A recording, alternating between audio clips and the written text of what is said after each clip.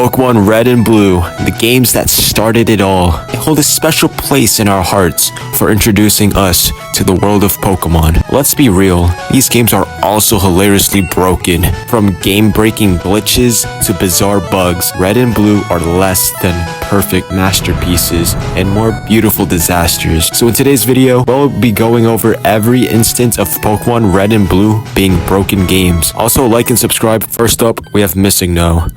Everyone knows about MissingNo, quote-unquote glitch Pokemon. But how does one access this glitch? First, you go to Viridian City and talk to the old man that gives you the catching tutorial. Second, you fly to Cinnabar Island, surf up and down the east coast of the island until you encounter MissingNo. And there you go. You will have the opportunity to catch MissingNo. I know, what a random sequence of events. After encountering or catching MissingNo, it will duplicate your 6th item in the bag by 128, which is kind of insane. This means that you can basically duplicate any item in the game. Yes, any item. Infinite Master Balls, infinite nuggets, which means infinite money. I know it's kind of cheating, but like, it's in the base game. Also, if you do indeed catch MissingNo, it will corrupt your save file, so I don't really recommend catching it. If you're wondering why this glitch can be initiated, if I'm going to be honest, I'm not good at explaining this type of stuff, but apparently it relates to the old man tutorial battle and random sprites being corrupted. There are plenty of more glitches. Another notable one is the broken psychic type. So guys, tell me what types are super effective against psychic types. Dark type? Well, that doesn't exist in Generation 1. Bug type?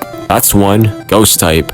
You'd be right again if it wasn't for a bug. In the Generation 1 game, there is a programming error that makes it so that ghost type attacks are immune to psychic. Literally the opposite intention of what it's supposed to do. Like, come on bro, they were not locking in. So the only attacks that are super effective against psychics or bug type attacks. Guess what the most powerful bug type move in the Generation 1 games? Twin Needle. So yeah, the psychic type was extremely broken back then. Only one weakness, which is the trash bug type. Sorry to the bug enthusiasts out there.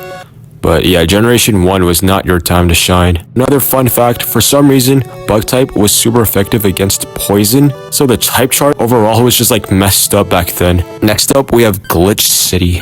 What is Glitch City? Well, whatever this is. But how do you access this weird area? If your answer is to do random convoluted steps, then you'd be correct.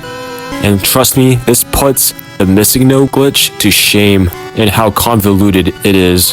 First, you go to the Safari Zone in Fuchsia City. As you enter the Safari Zone, hold down, then head back down to the entrance. Then, when the NPC asks if you want to leave early, you say no, then save your game. Still with me? Load up the same save file, then head back to the entrance of the Safari Zone. This prompts the game to think that you're entering the Safari Zone even though you're exiting it. Then say no to the NPC again. Then when you exit the building, fly to Cinnabar Island. Then surf on the edge of Cinnabar Island until you've walked approximately 500 steps. Then the game teleports you back to the Safari Zone entrance. And there you go, you're in a different reality. Well, in this case, Glitch City. Anyways, there's not much that you can do, it just looks weird. So yeah, I think I've noticed that Game Freak, creator of Pokemon by the way, had oversight many programming bugs, which is why we have crazy glitches like these in the game. Another tidbit is that for some reason, the higher the speed of a Pokemon, the more likely they'll land a critical hit, which means that Pokemon like Jolteon and Dugtrio were able to land critical hits most of the time.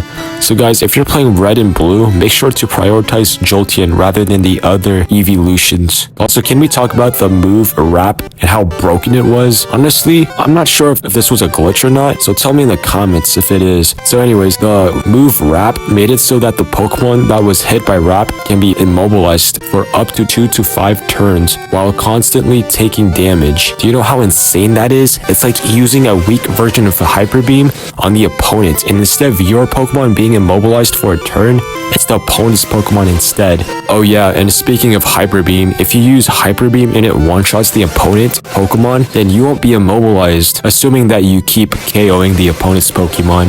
How crazy is that? But wait, it gets even more crazy. Did you know that you can surf and fish in every single Pokemon gym? If I were you guys, I would be confused. What do you mean? So do you guys know about the statues that are inside of the gyms? If you go up to the statues and go into your bag, you can actually fish onto the statues. This also works with surf. You can just like surf on top of the statues for some reason. Albeit, you can't really surf anywhere in the gym. You're just stuck in that one spot.